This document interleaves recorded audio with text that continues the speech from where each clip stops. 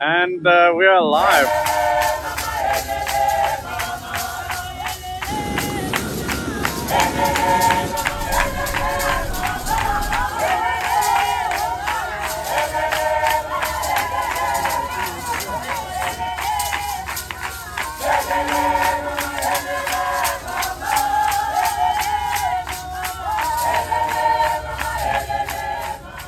Hey, I'm Matt, a live streaming YouTuber, and here we are at a place called The Peak in Hong Kong.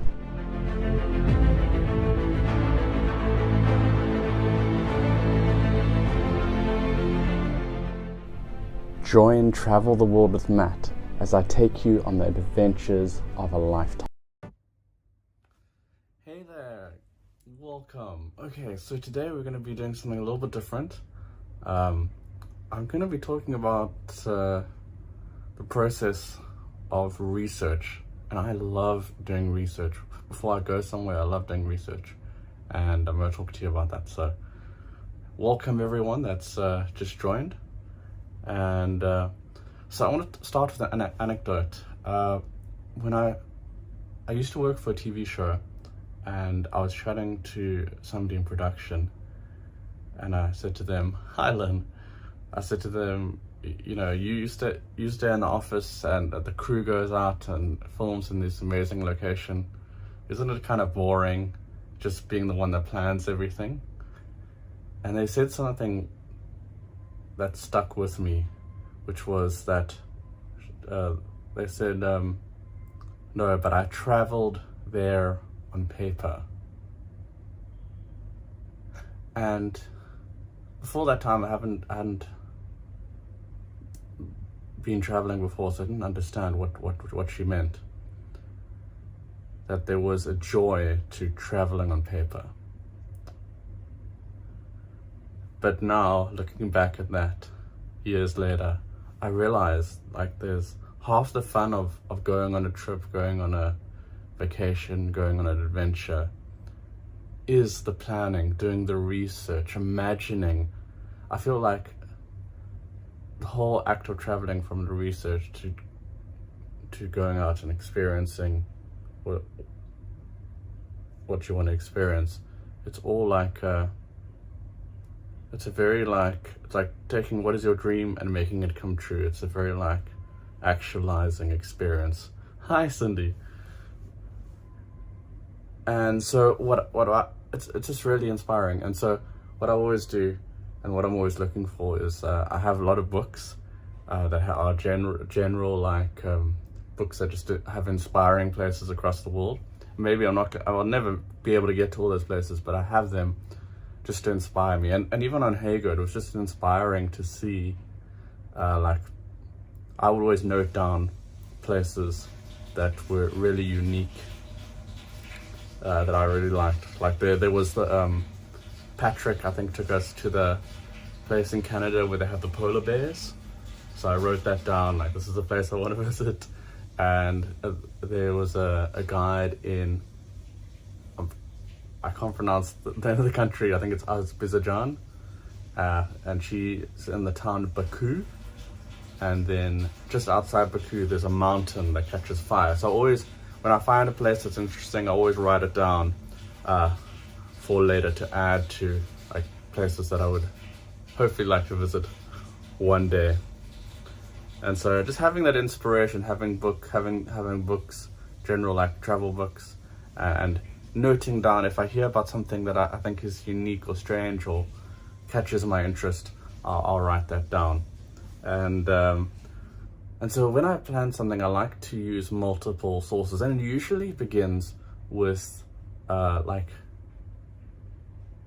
something needs to capture my like why I want to go there. So I'll give you an example. So in Japan, they've got something called a special rail pass. So if you're a foreigner and you come to Japan, you can pay a fixed amount, and you can get a 7, 14, or 21 day rail pass.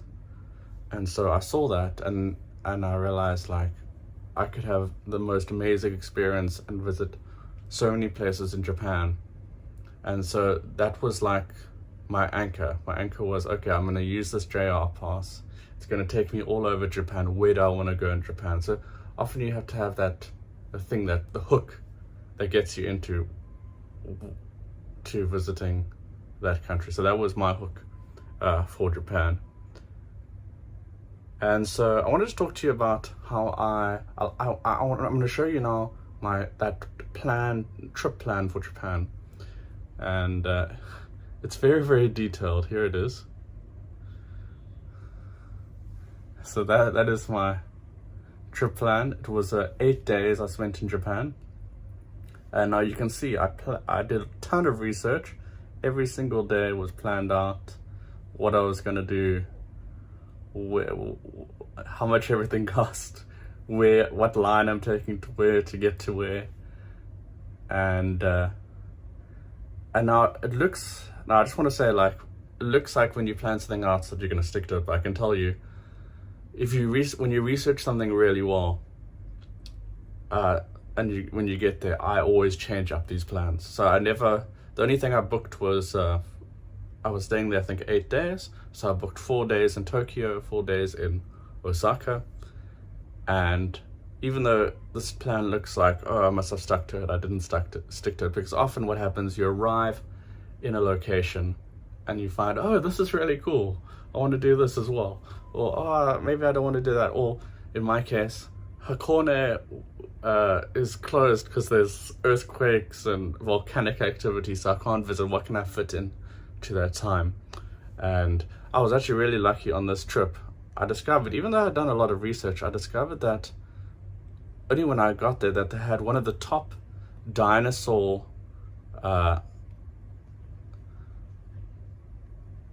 museums.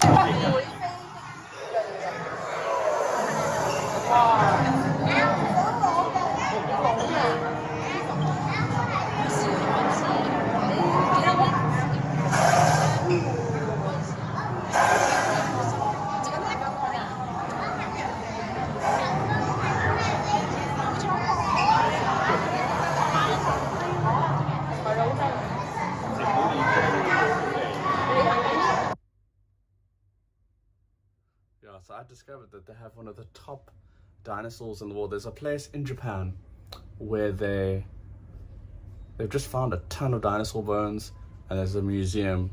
So I switched out Hakone because I wasn't able to go there, and I moved a couple of days around, and I went to this museum in Japan. And in fact, I'm going to show you here that I have the book from that museum. Here it is. Cindy asked, do you have a backup list of things if something falls through? Yeah, so usually, because you've done a lot of research, you have like a couple of things that I would like to try but can't fit in. But then also you discover places like this dinosaur place. It's the Fukai or Fuki Prefectural Dinosaur Museum. This is one of the top 10 dinosaur museums in the world. It took me a whole day to get there, because I also did another little trip to a garden, and then when I got there it was 4 p.m. and the museum closed to 5. So I ran around that museum, bought the book, and then came home. So yeah, well, now I want to talk to you about my process, because you're not going to find all the information about a place in one book. So of course what I do is I always have a Lonely Planet, but I always feel like it's really important to have a why. Like, why am I going to this place? And then another question I always ask myself when I'm going somewhere is, what is unique about this country that I can't see or experience in anywhere else in the world? So those two questions help me, give me a reason. And something else I've just seen, like, with other travelers, is you need, like, there was a man that I met who was really interested in trains, and so he was going around the world and going and looking at different train tracks and different types of trains. So, and that guided how he did his trips. So really, whatever your passion is, you let that feed into your travels and your experience. And there was another boy who loved music, and he was in a band and he liked playing musical instruments, but he wanted to learn about, maybe South American music. And so before he left, he researched what bands there were there, and then he went and he played. He met and built these relationships with musicians in, say, South America, and then played with them.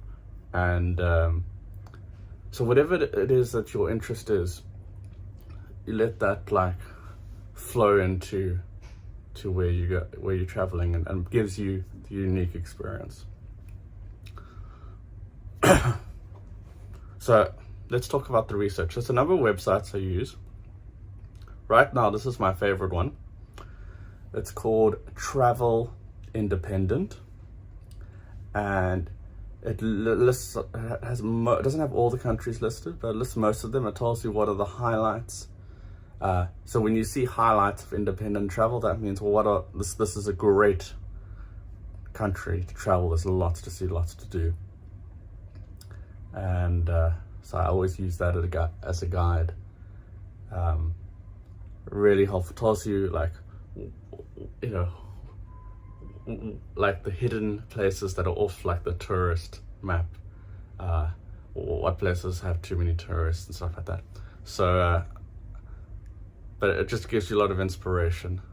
So that's Travel Independent. I'll be putting all these websites on my Facebook group, so you can find the link to my Facebook group on my YouTube, and I'll be putting the links there after the. So then another website I used to use quite a lot, I still use a fair bit, is called Wiki Travel.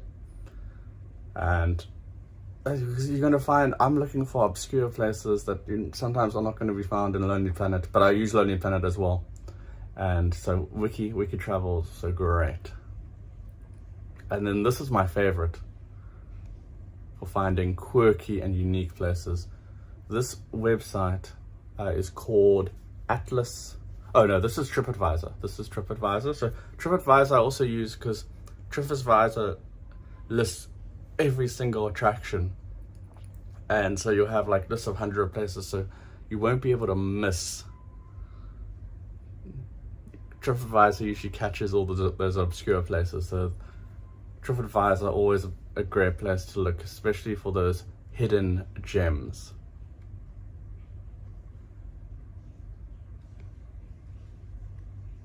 And then, here it is. This is my favorite website. So this is called Atlas Obscura, and before I go to any country, I'll type in Atlas Obscura and the name of the country I'm going to, and it will list all the obscure locations and places you can visit. And oh man, it's just a great website.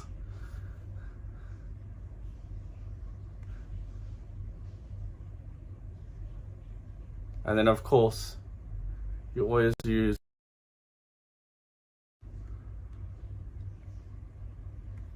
you're going to always use your Lonely Planet. Another thing you can do is on your phone, on Google Maps, wherever you are, just type in I think it's called hidden gems. Type in hidden gems, I think, on Google Maps, and then it will show you a bunch of places that people don't often visit, that go under the radar. So those would be my tips. Those would be my tips of places to do. The other thing I always need, and I find it very hard when I'm reading, so when my process when I read through Lonely Planet is I don't look at the hotels, I don't look at any other thing. My filter is, what are the attractions, what are the things I can see here? And so I'll read through the Lonely Planet, see what those things are, and then list the things that I want to do. But I also find it quite hard when doing research, because especially with the Lonely Planet, it's all just writing, and you really need to visualize what you're going to see. So I always find it helpful to go onto Google, just type in the name of the country. Cindy says, I get Atlas Obscura emails for unique places. Yeah, it's such a great website. I'm subscribed as well. And yeah, so you need to see things visually. So look in Google, just type in the name of the place you're visiting, like China. And then another thing I like to do is they've got these eyewitness travel books. This one's for China, and then the inside there's just photos of everything, and that really helps just to give you like sometimes a place can sound cool when it's written Lonely Planet on paper, but you can't really imagine what they're talking about. So being able to visualize where you're going to go helps a lot. So books like these I find are really helpful. And then the other thing that I do now is I use YouTube Shorts. So I'll type in either the place or the location or whatever it is, or the activity into YouTube and get the short of it, and that helps me a lot to visualize as well. So yeah, those are the ways that I've of finding cool places. And but then you have to have a why. So you always need to have a why. So I'll give you an example of a why. Let me see if I have the photo with me. Oh, I don't have the photo.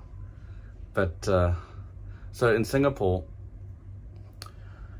they're in the Science Museum, which is located in a really obscure part of Singapore. It's not in the main city center. They've got a Tesla coil, and you can sit in a special cage, and like this massive amount of electricity comes out and shoots, but you'll be completely okay. I wish I had the photos. I loaded them up last week, but they're not there anymore. And like for me, like that was something that was really like you see like 3.5 million volts, like just going through the air. And it looks scary and amazing, but actually it's very safe, because I think you're sitting in like a Faraday cage. And like that, I'm very interested in that scientist, and so seeing the Tulsa coil is a really unique experience. So that's something in Singapore that I was like, oh, that's the why. I really like the scientist, and here they're demonstrating something that one of his inventions. That this is like, when will I get an opportunity to see something like that? And then the other filter I use, and I think I talked about this before, but when traveling, is what is unique about this place that I cannot experience anywhere else. So I'm going to use an example from my recent trip to South Korea. So this, I sent this to my mom. This was in a submarine on the island of Jeju. There's a submarine that goes and looks at the soft corals around the island, and so I was really lucky and booked a trip on the submarine. That was an amazing experience. And then another place that was amazing, I'm going to show you. I've got some pictures from the past. This is from Ethiopia. So in Ethiopia, in the town of Harar, they've got these hyenas. During, I think there was a famine in the 20th century in Ethiopia, and the hyenas used to come and eat the villagers that were like in the street. Sometimes some of them were sleeping in the street, and so, or anybody that was not in their house. And so what they started doing at that time is they would have somebody from the village come and feed these hyenas. And I thought that was such an amazing story. I had to visit here and experience like something like that. And so this is amazing. These are wild hyenas. They still come. They've been coming for about 50 years to the town of Harar in Ethiopia. And you can come and they'll jump on your back. You can see I've got a stick in my hands. I would put that in my mouth and they would eat from my mouth. And I never thought much about hyenas, but after being up close, I realized like how strong and muscular they are, and just they've got such a strong jaw that they can break bones with their jaw. But I would have never had that appreciation for them if I hadn't been up close like this. So Ethiopia is an amazing place for experience. I'm going to show you another place in Ethiopia. Ethiopia is one of my favorite countries, and I've only got 2 pictures to show you. Here it is. So this is when this was at a volcano called Erteale, and you can sleep next to this volcano. It's one of the only continuous or like permanent lava lakes on the planet, and that's an amazing place. Ethiopia is an amazing place. And then another thing I like to use is I use something called I use the I always look at what are the UNESCO World Heritage Sites of the places I'm going to. So, for instance, now we're in Africa. This is the in Zimbabwe and Zambia, the Victoria Falls. So I always use I like to see what are the UNESCO World Heritage Sites, because then I know this is like something special and unique. It's like that stamp of approval that you know that this is something that has from different points of view, either from cultural or natural, this place is significant and worth checking out. So places like that, places like the Okavango Delta. Where's the Okavango Delta? I've got that here somewhere.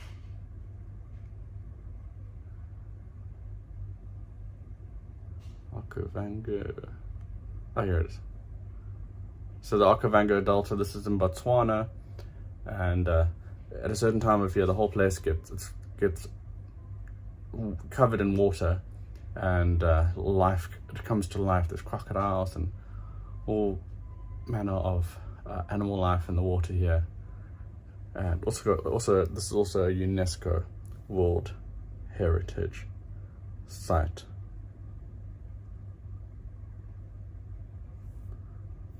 Yeah, so those are all the resources I like to use, and I find even just looking at other people's travels gives me inspiration.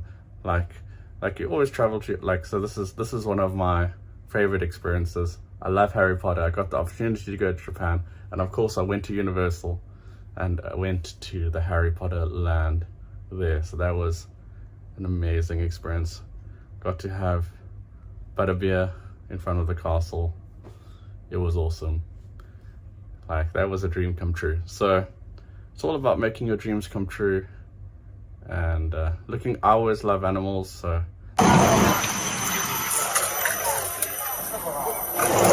You want me to let you take a video? oh yeah, that'd be good.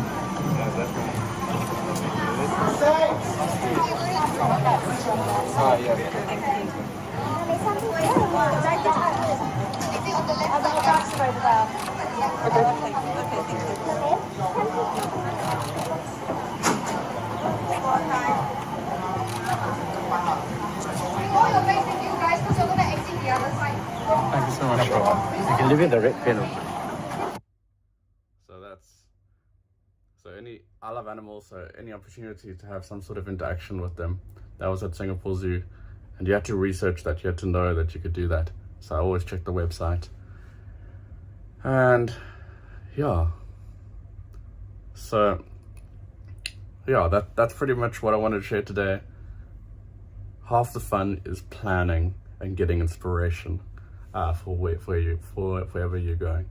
And I've planned trips before. Like, I planned a trip to Singapore during COVID, which never happened, but just the act of planning that trip like got me excited. So even though I only took that trip now, which is like 4 years later,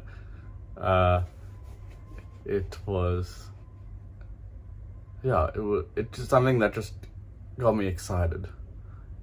And so I just want to encourage you to plan and do research, even if you're not going on a trip. I find it inspiring just to learn more about people and their cultures. Cindy says, do you set a budget first? So let me tell you my where I don't really set a budget, but what I do is I always put like the money that I spend on a trip.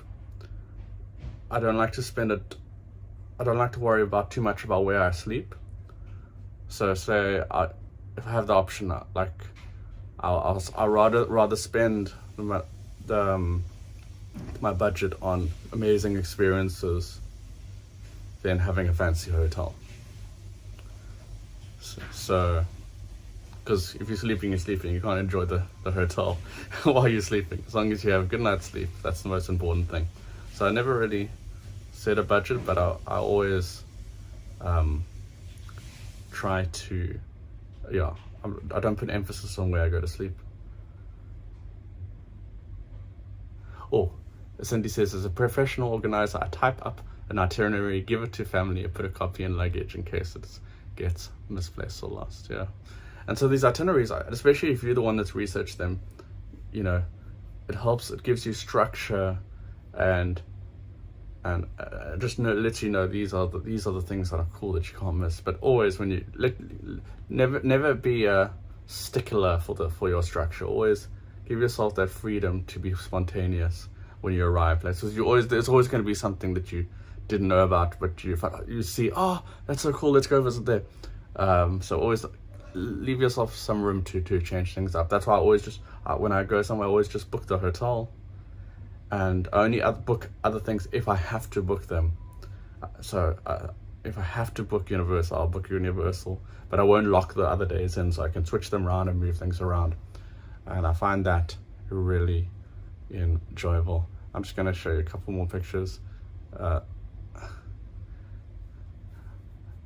So I'll give you this is of course Machu Picchu, and what I had learned about Machu Picchu is when I did this particular trip to South America, I did not have a lot of money to do this trip, and it's very expensive to get to Machu Picchu. But what I discovered was that there's a train that costs about $400, I think, to go back and forth, or $500. But there was another way where you would take a minibus, and then you would walk about 10 kilometers over the train tracks to get to the town of Agua Calientes, which means hot water, which is the town where you access Machu Picchu. And so in that way, I was able to visit Machu Picchu. It didn't cost too much, so that was great. Cindy is asking about flight tips. Yes, so I use an app, and thanks for reminding me. I use an app called Skyscanner, and Skyscanner. What I do is you click on all the months and your destination and where you're leaving from, or even just where you're leaving from and all the month, and it shows you what the cheapest flights are. So I use that. And then the other thing I like to use, while you're researching, if you see that you have a stop off somewhere, or like you've got a flight you have to change, you can also make that like a trip as well. So that's like a clever thing to do and a really nice thing to do. So if you've got a flight and it stops off, say in Maldives, have a trip in Maldives as well. Make that part of your trip. And then another thing that I like to use is Google Flights. Google Flights shows you like the price of your flights, where it is. It's like a good price. Is it a high price? Is it a low price? Or is it just the average price for that flight? So I find that helpful, because I don't know, especially with the flights having changed since COVID, the price of flights, I don't know what is a good price and what is a bad price. So using Google for that is really, really good. And then this is one of my favorite pictures. This is in Russia and in the Space Museum. Love this museum. Very, very cool. And then the last thing I want to say is, sometimes I travel by myself, and those experiences are amazing. It's nice to have the freedom, but also it's great to travel with friends as well. And so this is in Portugal, and so whether you're traveling by yourself, you're traveling with friends, you always have an awesome time. I just want to show you one last picture. This is in Israel and Palestine. We found this is at the Dead Sea, and we found this special other black stuff, so we just put it everywhere, and then bathed in the salt, and that suit or whatever it was came off, and so that was lots of fun. Very spontaneous. Yeah, so that's pretty much everything I want to share. I hope I've covered everything that I wanted to say. I think I have, and yeah, I've still got lots of more photos, but I'll be posting all the links to the websites that I've talked about today. And Cindy's asking how many countries. I don't really like to talk about the number of countries. I don't think it's important about the number, but just wherever you go to enjoy that place. Yeah. Let me see if I've got any more photos I want to share with you. Oh, here's one. This is from Jeju as well. This is an underwater. I'm obsessed with volcanoes, so if there's anything to do with volcanoes, I love them. This is a lava tunnel, and Jeju is a volcanic island in South Korea, and just an amazing place. And so I'll end off this tour with a video, and this is from Nepal. So thanks so much for joining. We're going to end off with this video, and I'll see you. I think I'm going to take a break next week, but the week after I'll be back and we'll be exploring. And I think probably at the beginning of November we're going to be going back to China, the mainland China. So I'm really excited to take you there. Cool, let's enjoy this trip through Nepal. Keep adventuring and keep exploring.